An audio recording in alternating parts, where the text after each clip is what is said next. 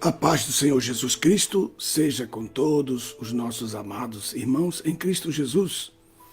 Diretamente do estado da Califórnia, nos Estados Unidos, estamos entrando pela santa misericórdia de Deus aí no seu recôndito, aonde você descansa ou aonde você trabalha. Que Deus possa abençoar a sua vida, seu ministério e os propósitos do seu coração. Que esta semana seja uma semana de ricas bênçãos e de grandes livramentos da parte de Deus para a sua vida. É com muita honra e com muito orgulho no meu coração que eu me sinto responsável neste momento por pregar e ensinar o Evangelho do nosso Senhor e Salvador Jesus Cristo, que andou e caminhou nesta terra, veio em carne e habitou entre nós, e vimos a sua glória como a glória do unigênito do Pai. É uma alegria muito grande poder compartilhar convosco esta oportunidade.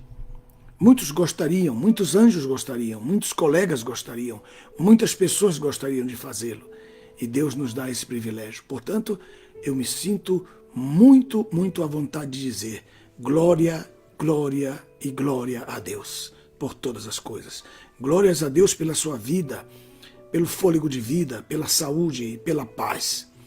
Glória a Deus pela oportunidade que temos de obedecer os seus mandamentos, porque esta é a única forma de prosperarmos e termos paz neste mundo antes que o Senhor nos leve para a sua presença. Queremos servi-lo, queremos obedecê-lo, queremos cultuá-lo, queremos estar sempre na sua santa e preciosa comunhão. Bem-aventurado aqueles que mantêm essa comunhão. Bem-aventurado aqueles que amam o seu Senhor. Bem-aventurado aqueles que amam o seu Deus. E o tem como o Deus de Abraão, o Deus de Isaque, o Deus de Jacó. O único Deus, não há outro além dele. Somente ele, e para ele toda glória, todo louvor, toda honra, porque na sua majestade augusta e preciosa, ele é capaz de receber de um simples pardal, um cântico, de uma simples natureza, muitas vezes uma natureza tristemente avacalhada pelo pecado, mas que lá no fundo do seu ser existe um espírito humano que o conecta com Deus, e daí há um milagre de regeneração, há um milagre de novo nascimento, há um milagre de transformação, porque somente nascendo de novo nós poderemos ter a esperança de ver o reino de Deus. Não outra saída, não outro caminho. Não é uma avenida, é um valado. Não é um caminho largo, é um caminho estreito. E por ele passam todos aqueles que obedecem e que amam o seu Deus. Se há alguma culpa, se há algum pensamento de culpa no seu coração, fale com ele agora, porque você tem direito a esse advogado chamado Espírito Santo para diante do tribunal, apelar em teu favor. E ele o faz em mistérios, e ele o faz em línguas que não são compreendidas pelos homens. Que o Senhor te abençoe e te guarde, porque quando ele te abençoa, ele te enriquece, te prospera. E você torna-se uma pessoa visivelmente abençoada entre todos. Por isso que quando ele abençoa, ele é obrigado a te guardar. E quando ele te guarda, ele resplandece o seu rosto sobre ti. E você precisa ser visto não mais como aquele velho homem, mas sim como a própria pessoa de Cristo, na bondade, na piedade, na misericórdia, na paz e no caminhar com ele. Que o Senhor te abençoe e renove a sua fé, que a sua fé seja renovada mais uma vez, porque todas as grandes virtudes de nosso Deus e os seus atributos são renovados a cada amanhecer na nossa vida. Muito bem. Que Deus abençoe a todos vocês pelo carinho, pela presença de vocês. Eu estou muito satisfeito com o que Deus pode fazer.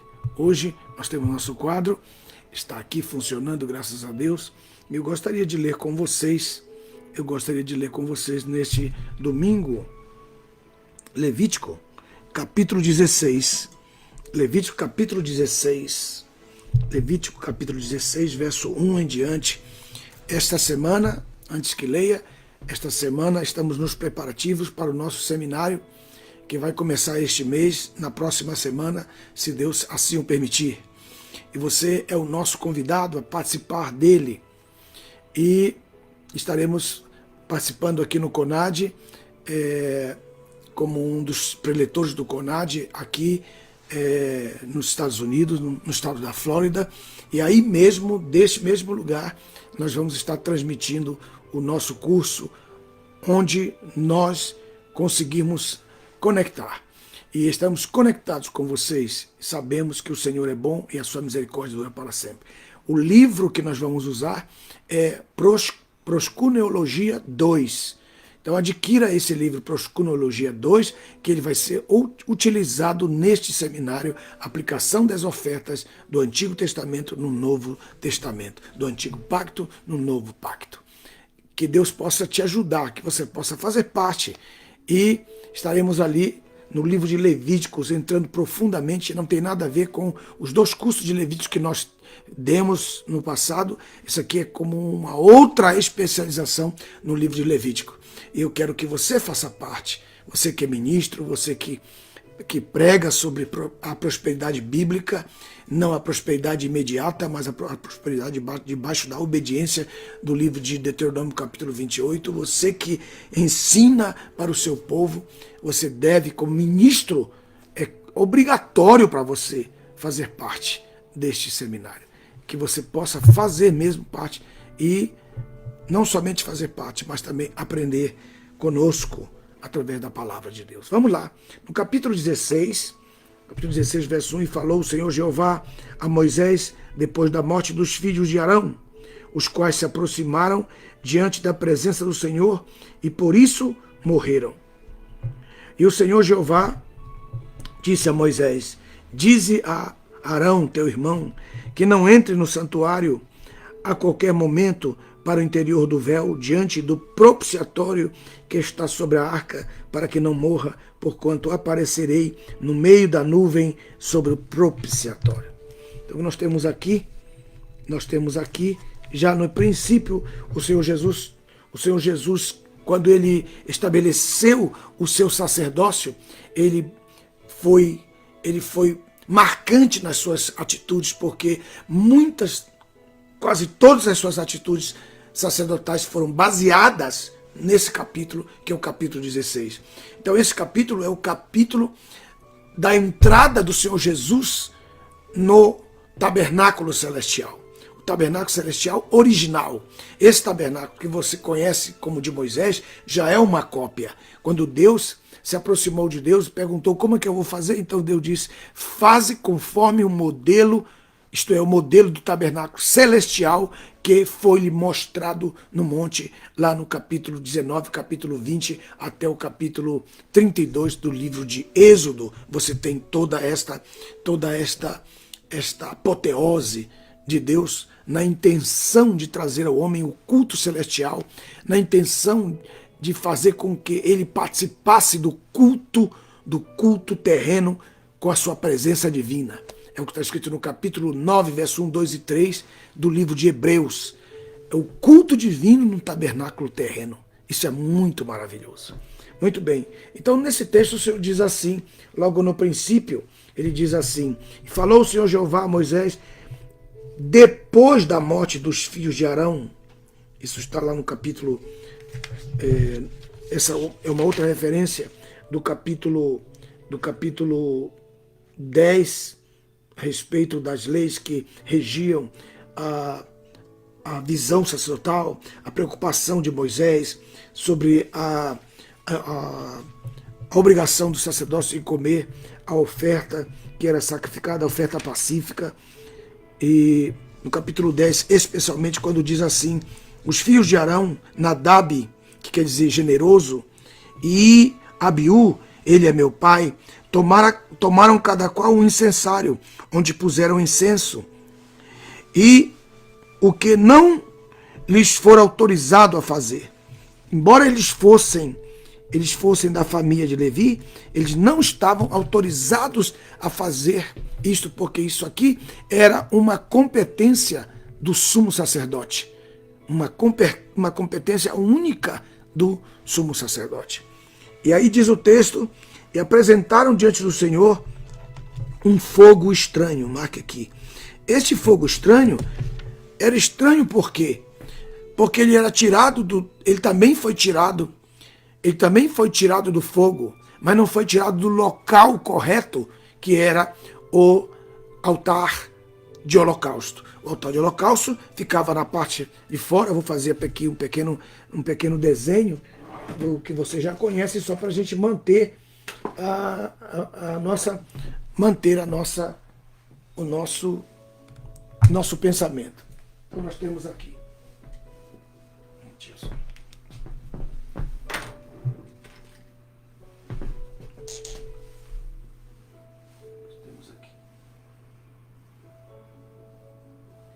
Nós temos o tabernáculo. Então nós podemos aqui colocar o tabernáculo. Então ele tinha um lugar santíssimo, era totalmente quadrado, tá? Ficava dentro desse quadrado aqui. E nós temos aqui o altar de incenso. Nós temos aqui, colocar em pé para que vocês vejam, porque senão eu teria que colocar só uma. E aqui a mesa dos 12 pães. E aqui fora a bacia, e aqui o altar de holocausto. E as cinzas eram tiradas e eram jogadas num lugar de cinzas. E nesse local de cinzas, então era queimado o holocausto. Era fora da porta. Então o tabernáculo tinha 6 peças contínuas e uma que era temporária, mas que era mais importante. Que era temporária, mas mais importante, que era o altar de holocausto. O altar de holocausto, ele tinha que ser de pedras. Esse aqui era chamado altar de sacrifício, mas às vezes ele também era chamado altar de holocausto, mesmo ele não sendo o altar de holocausto, ele era chamado altar de holocausto. Mas por que ele também era chamado altar de holocausto? Ele era chamado altar de holocausto por causa da gordura do animal que era tirado e imolado antes dele ser levado aqui para a expiação. Então a gordura era queimada aqui. E o resto, a cabeça, o couro, as patas, as pernas, tudo era queimado aqui neste lugar de holocausto. Então isso aqui é muito importante, isso aqui isso já é uma aula que eu nem deveria estar falando, né? Eu falo que vocês pensem o que eu vou perder neste grande seminário, porque todos os que escreveram sobre o tabernáculo, todos, sem exceção, mesmo americanos, argentinos, alemães, italianos, portugueses, que escrevem bastante sobre isso, todos os livros escritos dizem que apenas haviam 7 peças. Então a Bíblia discorda de todos eles, porque todos dizem que haviam 6 peças, mas a Bíblia discorda de todos eles quando a Bíblia diz que eram 7 peças e se inclui aí o altar de holocausto. Isso aqui já é o suficiente para que você tenha, ponha atenção e entenda, né? A razão por que Jesus morreu fora da porta, essa é a razão por que ele morreu fora da porta, tudo isso é aplicado na palavra de Deus. Vamos lá em Hebreus, só para eu fechar esse ponto, para você não ficar depois me perguntando pelo e-mail, e depois enchendo a paciência, porque não entendeu a aula e porque não está preparado para entender, então vão ficar fazendo pergunta que não quer estudar. Muito bem, não quer gastar, que é mão de vaca, né? Não quer gastar. Muito bem.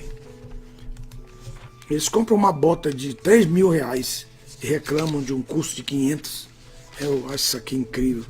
Mas eu sei até os estados que as pessoas pensam assim. Quando eu digo e falo os estados, eles ficam nervosos comigo, mas não estou nem aí para eles. Muito bem. Veja aí o texto de Hebreus, capítulo 13, que você tem então aí a razão pela qual, isso aqui é a base, lógico que isso aqui é a base do que nós vamos estudar durante todo o período desse curso. Hoje é apenas uma aula grátis para todos. A segunda aula já vai ser já para quem está inscrito no curso. osanabibleschool.com.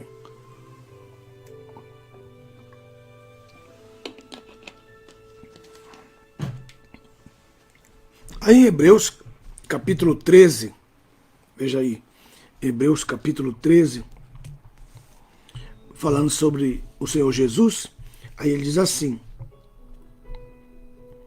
verso 10, estou lendo aqui a minha Bíblia querida e amada, que é a Bíblia Agenda. Você deve ter aí a Bereana, ou a Santa Bíblia, ou deve ter a Bíblia Ômega. Hebreus 13, 12. Nós temos um altar do qual aqueles que servem no tabernáculo não têm direito de comer. Nós temos um altar do qual aqueles que servem no tabernáculo não têm direito de comer. Porque os corpos dos animais cujo sangue é levado pelo sumo sacerdote, como oferta pelo pecado, ao lugar santíssimo, para a expiação dos pecados, são queimados fora do arraial. Então isso aqui é um holocausto. Esse aqui está se referindo à morte do bode expiatório, ou do bezerro expiatório, novilho expiatório, ou de um animal ovino expiatório, ou de um animal bovino expiatório, que era oferecido como oferta pelo pecado. Que essa oferta foi exatamente a oferta oferecida pelo pai do seu próprio filho, isto é, o Abraão celestial, do Isaac celestial. Essa oferta oferecida pelo pai no seu altar. E ele diz assim, não tem direito a comer, porque toda a oferta que era oferecida pelo pecado não era comido pelo sacerdote. Foi por isso que Moisés brigou lá no capítulo 10. Ele brigou com Moisés brigou com Arão. Teve uma discussão lá no capítulo 10. Está aqui, ó, no capítulo 10, verso 17 ao 20. Alguém escreva aí, ó, que foi a preocupação de Moisés, que ele pergunta, por que não comete a oferta expiatória pelo pecado no lugar santo? É coisa santíssima. E o Senhor Jeová vô-la deu para que levasses sobre vós a iniquidade da congregação e assim fizesses expiação por ela diante do Senhor Jeová. Aí ele diz assim, mas se não foi levado o sangue para dentro do Santíssimo, devias ter comido no lugar santo, como vos mandei. E então Arão disse a Moisés, eis que hoje eles ofereceram diante do Senhor Jeová sacrifício expiatório pelo pecado, e o seu holocausto, isto é, isto me aconteceu. Então ele está dizendo, Arão está dizendo para Moisés a razão pela qual ele não havia comido a perna que pertencia a ele, porque era uma oferta pelo pecado. Isso se concorda, ou nós temos a concordância em Hebreus 3:10, diz, nós temos o altar do qual aqueles que servem no tabernáculo não têm direito a comer. Aí nós temos aí o texto de Levítico, capítulo 10, que eu acabei de dar para vocês, do versículo 17 ao versículo 19. Então está tudo certo aqui, e isso está se coadunando, se completando. Agora veja só, aí ele fala sacrifício e fala holocausto. Aí o texto diz assim, no capítulo 13, versículo 12. Deixa eu falar mais alguma coisa aqui que é importante. Mais uma coisa importante aqui que eu queria mostrar para vocês agora aqui. Então olha o que vocês têm aqui. O altar de sacrifícios, nele eram oferecidas as ofertas pacíficas. Mas a oferta expiatória pelo pecado eram holocaustos. Mas, veja bem, sempre a gordura do holocausto era queimada aqui. Por esta razão que ele é chamado também de altar de holocausto, Mas o nome oficial dele é altar de sacrifícios. Põe isso na sua cabeça. Só a gordura que representa a alma era queimada aqui. Aqui seria o tipo do Getsemane e aqui seria o tipo do Calvário. Aqui seria o tipo do Calvário. Onde Jesus sofreu, colocou a gordura, a sua alma no Getsemane. Minha alma está triste até a morte. Então, a gordura foi feita ali. Desde quando ele sofreu os seus grandes golpes que ele recebeu, ele vem sofrendo desde aqui. Porque o seu sofrimento começou lá no templo. Lá no templo. Aonde ele começa a deixar a sua alma, deixar a sua gordura e termina lá no Getsemane. Então, esse período em que a sua alma, a sua gordura é oferecida e o seu sacrifício, ele tem uma dimensão, ele é tridimensional no seu sacrifício. É muito importante você observar isso aqui. Por quê? Porque ele sofreu em espírito na ocasião da mesa, no capítulo 13 de João, ele está sofrendo em espírito. Em Mateus, capítulo 26, ele está começando o seu sofrimento da sua alma, e aí ele vai ser flagelado dentro ali da área a área santa do templo, ele vai ser flagelado. Depois ele sai para o Getsemane, onde ele, enfim, oferece a sua alma. E a sua alma é sacrificada. Sua vontade pessoal, seu intelecto, seu sentimento. Oh, aleluia! Então, por último, ele vai sofrer no seu corpo, como ele também já começou a sofrer no seu corpo lá no templo. E termina o seu sofrimento no seu corpo, finiquita o seu sofrimento do seu corpo no Calvário. Então, ele entrega o seu espírito ao Pai. Então, é muitíssimo importante que vocês compreendam isso, seu sacrifício. Então, como eu estou mostrando para vocês aqui, olha, como eu estou mostrando para vocês, esses dois altares, nós vamos falar muito no curso, esses dois altares do sacrifício, que queimava a gordura do holocausto, e aqui ele tem que sair dali, fazer aqui, ó, ele tem que sair daqui, trazendo a cruz. Ele tem que sair daqui trazendo a cruz. E ele vem caminhando até o Calvário. Até o Calvário. Então a sua caminhada daqui até o altar de holocausto. E agora vamos então fechar esse pensamento, que é o primeiro pensamento que eu estou dando para vocês neste momento. Veja só. Aí no capítulo 13 diz assim: por isso também Jesus, para santificar o povo com o seu próprio sangue, sofreu fora da porta. Então o fato dele ir até o Calvário, levar o seu sangue, levar o seu sacrifício, deixar o seu sacrifício ali no Calvário, foi também paralelamente considerado a sua entrada, a sua santificação, a santificação de Cristo. Foi ele que fez. Como que ele fez essa santificação? Depositando o seu sangue no tabernáculo celestial. Tabernáculo celestial. É muito importante. É algo paralelo, é um trabalho que ele está fazendo fisicamente, como Cordeiro de Deus, né? E levando a cruz, derramando seu sangue na cruz do Calvário. O Calvário é o lugar das cinzas, o lugar do holocausto. Por isso que ele tem que sofrer fora da porta, no altar de holocausto, aonde se lançavam as cinzas, diz o texto. Capítulo 13, versículo 13 diz: portanto, saiamos ao seu encontro fora do acampamento. Então nós temos que ir até ele na cruz. E diante da cruz, nós confessamos nossa fé, nossos pecados, nossa confiança. Confessamos que nós só podemos ser regenerados mediante a santificação dele. Ele fez a santificação. Ele efetuou a santificação.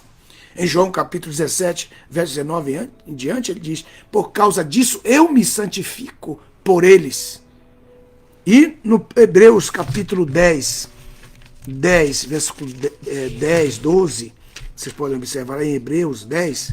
Deixa eu ler para vocês, muito carinho para vocês aqui. Vocês tenham fome de estudar mais a palavra de Deus. Vocês possam se preocupar com isso. 10:10. Foi nessa vontade que fomos santificados, pela oferta do corpo de Cristo Jesus, de Jesus Cristo feita uma vez para sempre. E no verso 10, Cristo, porém, havendo oferecido um sacrifício pelos pecados, assentou-se para sempre à mão direita de Deus. Então ele subiu. Aí o verso 14 diz assim: e assim com uma só oferta aperfeiçoou para sempre os que são santificados.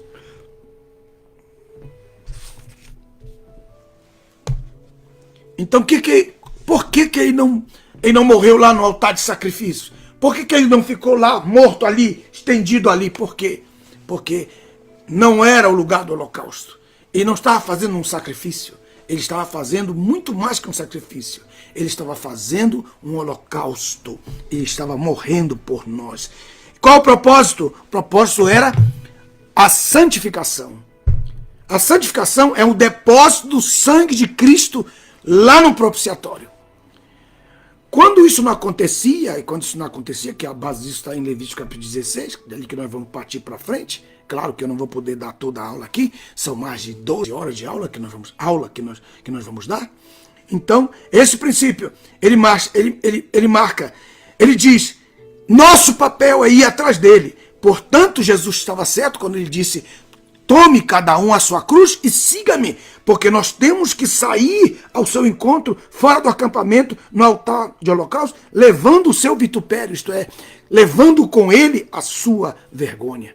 Levando com ele a sua vergonha. E qual era a vergonha que ele estava levando? Os nossos pecados, as nossas dores, as nossas enfermidades. E tudo isso nos leva de novo para o mesmo texto, que é o texto do capítulo 10 de Levíticos, que concorda com o capítulo 53 de Isaías. Levíticos 10 com Isaías 53 e mais Hebreus capítulo 10, ou todo o livro inteiro, é uma coisa extraordinária, é uma apoteose de conhecimento bíblico para que vocês tenham isso. Aí o texto diz que quando Jesus morreu na cruz, ele nos santificou. É um fato real, já é uma realidade a nossa santificação. Nós fomos santificados pelo preço, pelo sangue que Jesus Cristo depositou nesse tabernáculo celestial original. Anote esses pontos, porque eles são muito importantes. Glorificado seja o nome do Senhor Jesus. Tenho que ler um texto aqui para vocês, que é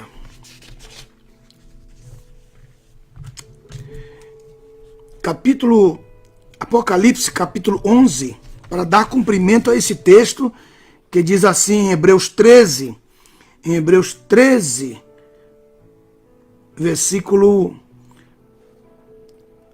pode ser o verso 11 em diante, e especificamente o verso 12, que é a comprovação de tudo isso, e o texto do tabernáculo.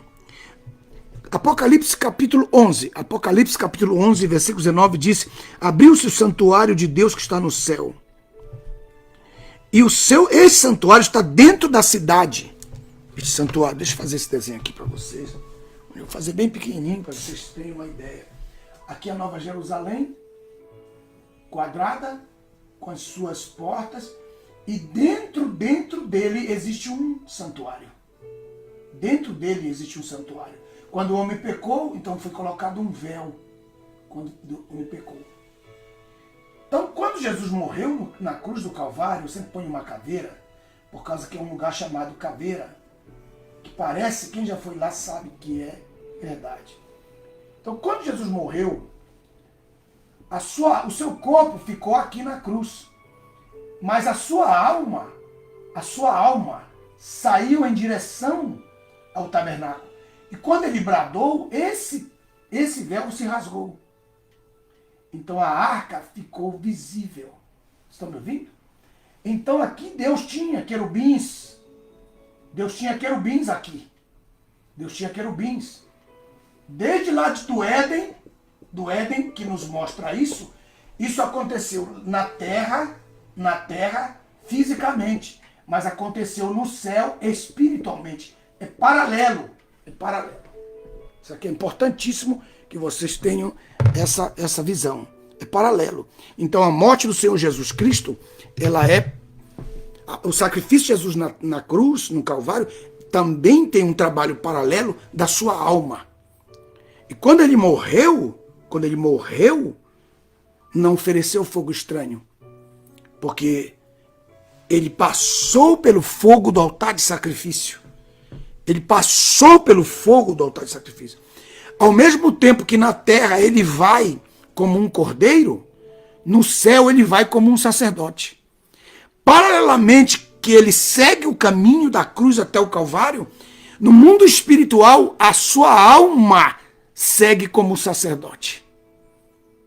E poucas pessoas podem ver esses dois mundos, esses dois lados.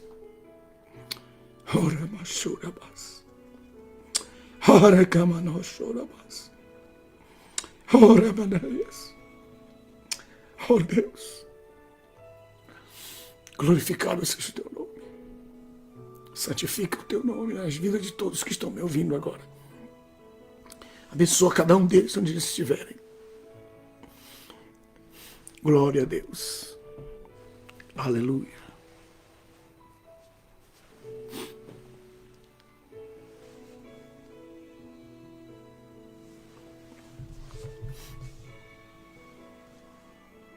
E ele fala sobre o Hebreus capítulo 13, verso 14, ainda fala assim, porque não temos aqui cidade permanente, mas procuramos a cidade vindoura, que é a Nova Jerusalém, que foi o caminho dele.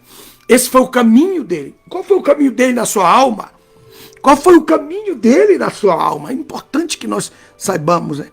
Voltando ao ponto, quando Jesus morreu, o seu corpo fazia o papel do cordeiro e a sua alma fazia o papel do sacerdote junto ao seu espírito humano. É muito importante que vocês tenham esse detalhe na sua mente. E aí no texto do capítulo 10, ali que é o capítulo 10, que eu queria que vocês vissem, aí no verso 12, diz assim, Cristo, porém, havendo oferecido o único sacrifício pelos pecados, assentou-se para sempre à mão direita de Deus. Então isso já foi depois da sua ressurreição. Mas ele teve algumas saídas. A sua alma, quando ele morre na cruz, sua alma tem que entrar no lugar santíssimo. Por quê? Porque veja o que aconteceu na hora da sua morte, na hora que ele entrega o seu espírito. Mateus capítulo 27, a partir do versículo 50, diz o texto, e Jesus bradando novamente, com grande voz, um grito, entregou o seu espírito, e eis que o véu do santuário se rasgou em dois, de alto a baixo a terra tremeu, e as pedras se fenderam, e os sepulcros se abriram, e muitos corpos dos santos que tinham dormido foram ressuscitados. Esse momento em que ele brada, em que o véu do templo físico, terreno, e também, aqui como eu coloquei aqui, ó, do celestial, da cidade que nós temos, também se rompeu. Por quê? Porque ele estava fazendo um papel paralelo, fisicamente como um cordeiro, sua alma sendo entregue, mas a sua própria alma fazendo um trabalho sacerdotal a partir da sua morte. Então, o véu do templo lá de Jerusalém se rasgou. E o véu do santuário, este véu aqui do capítulo 11, verso 19, abriu o santuário de Deus que está no céu. E no seu santuário foi vista a arca do pacto. E houve relâmpagos, vozes, trovões, terremotos e grande chuva.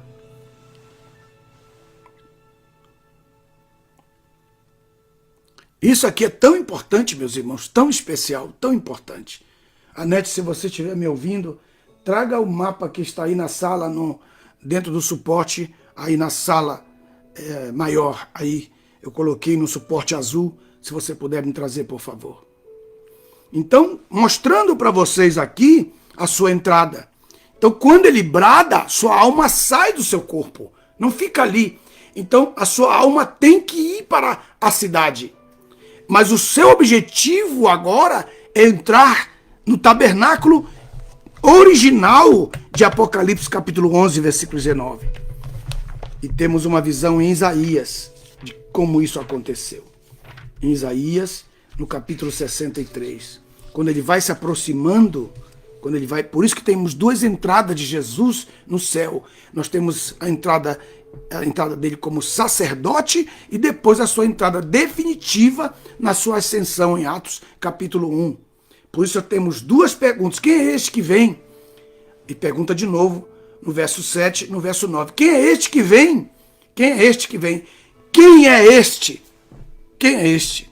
Mas também a primeira palavra que nós temos aqui no livro de Isaías 63 foi quando a sua alma sai, porque ele vai em direção à cidade. Porque lá em Hebreus, acabamos de ler lá em Hebreus, que nós temos uma cidade e nós temos que nos endereçar a essa cidade.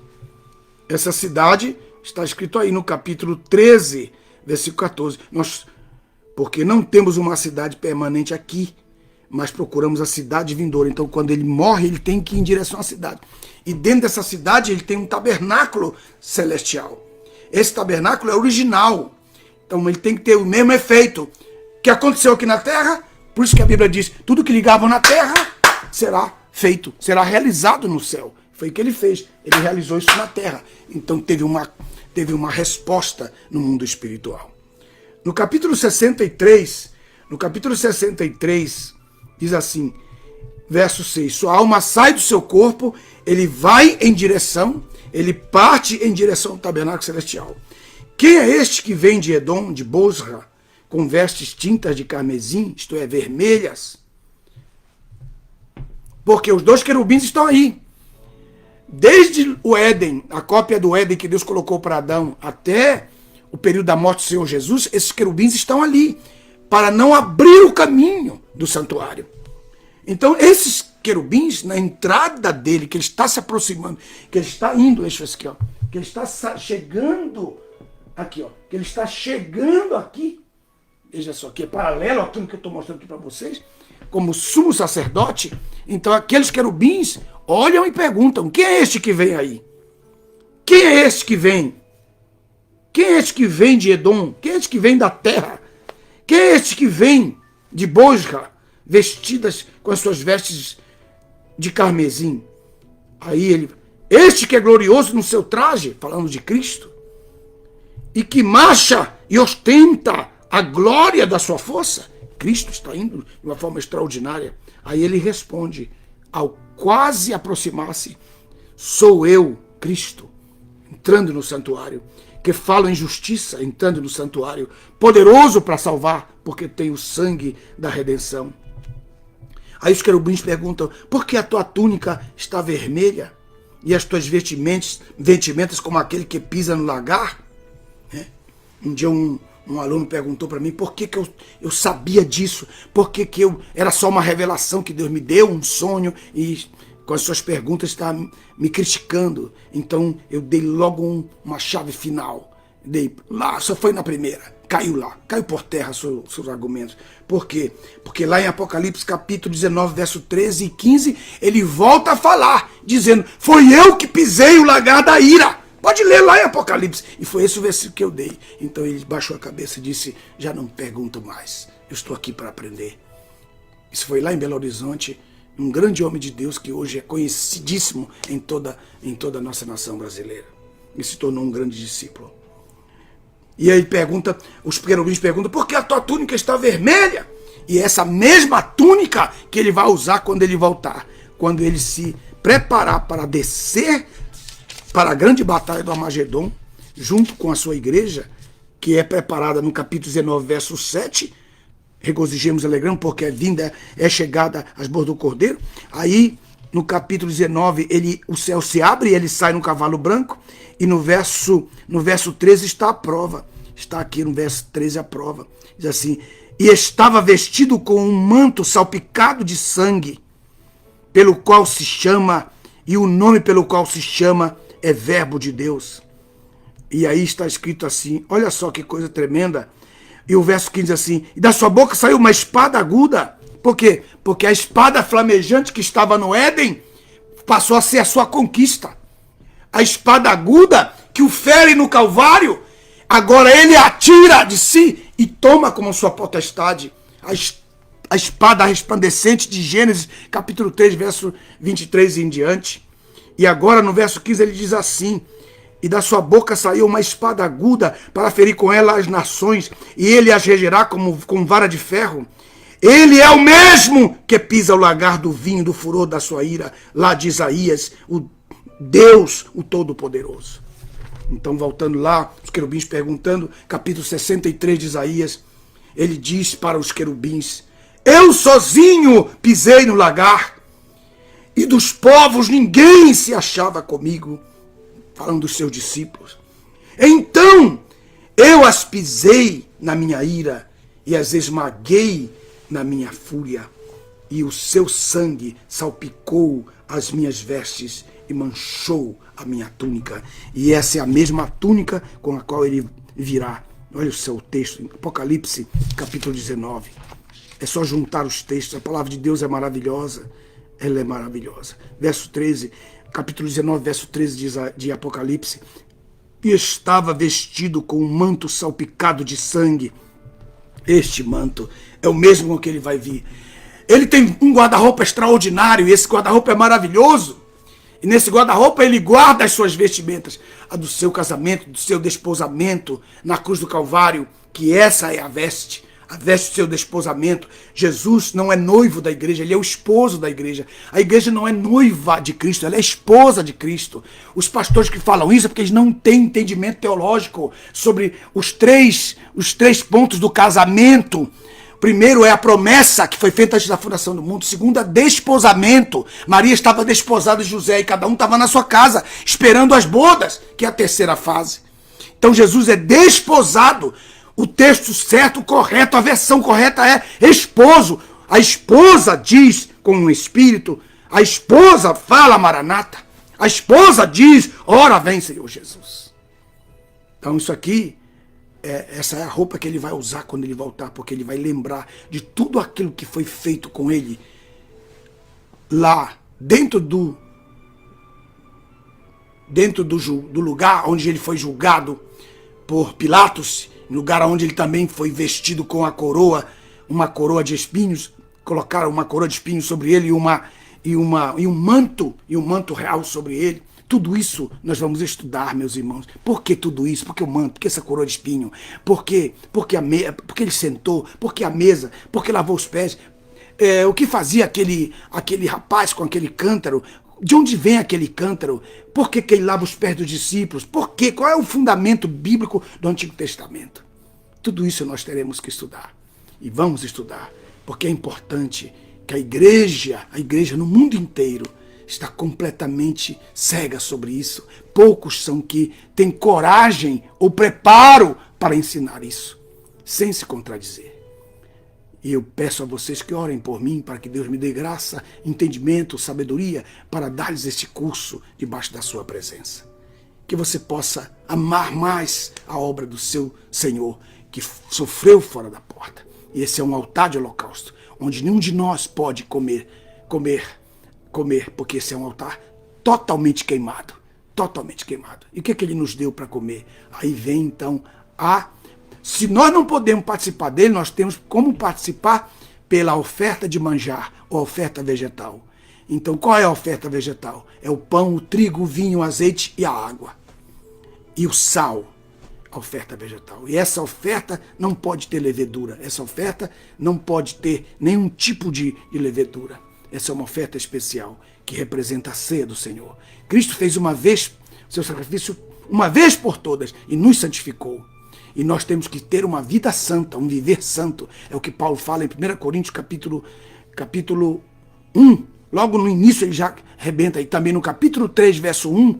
Capítulo 3, verso 1 e 2. Aos santificados. Aí diz, chamados para serem santos. Então, a nossa santidade é uma forma de nós trazermos à memória a santificação feita por Cristo.